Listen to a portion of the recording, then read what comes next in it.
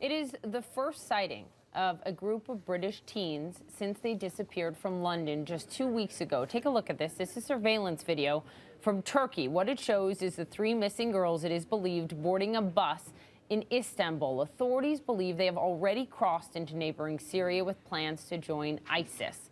Both British counterterrorism officials and the girls' parents have tried to persuade them to return home. This may be yet another example of the ISIS propaganda machine. Let's discuss it with Dr. Quanta Ahmed, author of In the Land of Invisible Women and a scholar.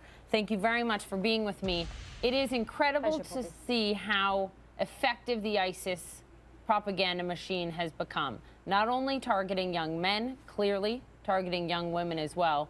Why do you think it is so effective? I mean, I think it's interesting. These are British female Muslims, British citizens. I was a British Muslim schoolgirl too. They are being seduced into the narrative. Even their dress on the CCTV is very characteristic of this neo-orthodoxy. They're wearing a pseudo-Arab Gulf dress with sneakers, something that appeals to British youth tremendously. And I think this is entirely a choice. I've just returned from London a few hours ago. And the British public is mortified, not just by these girls, but also by the discovery of the identity of Jihadi John. And there's a lot of hand-wringing in Britain. Why has this happened? This is happening out of a choice, a seduction in joining a narrative. And these are individuals who are electing to pursue what they think will be some kind of adventure, some kind of ideal purpose. It's very difficult to combat. Well, worth noting are the parents of these British Muslim girls, completely flabbergasted and upstanding citizens themselves. Ethnically, the girls look to me to be of Bangladeshi heritage too. So this cuts across all sectors. Mohammed Emwazi was a Kuwaiti in origin. So it cuts genders, it cuts demographics, and it cuts national origins. Well, absolutely, and it's not only happening in Europe. I mean, it's happening here in the United States. I want you to listen to the director of the FBI talking about just how vast the fight against this recruitment is right now. Listen.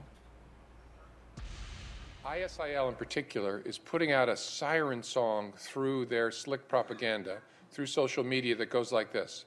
Troubled soul, come to the caliphate, right? You will live a life of glory. These are the apocalyptic end times.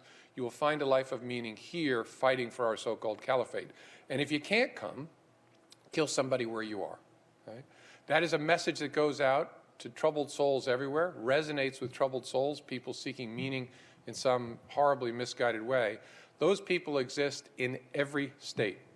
Right? I have homegrown violent extremist investigations in every single state. In every single U.S. state? Yeah. Does that surprise you? Not at all. And when I listen to Director Comey, his words are eerily resonant of the actual accounts I heard in Pakistan's northwest frontier 3 or 4 years ago from Pakistani boys and how they were seduced into Taliban operations. It's the same story. It was the same story 10 years ago when it was luring al-Qaeda, and it's probably going to be a similar story if you interviewed someone from Boko Haram. So it's not just the story, it's the medium. We are now in an era of unprecedented social media, which is just incubating this much more rapidly than anything before seen, and also transcending all kinds of boundaries, national and otherwise. Dr. Ahmed, thank you very much for joining me on this. We'll continue to discuss it and focus it on this show. My pleasure, Poppy.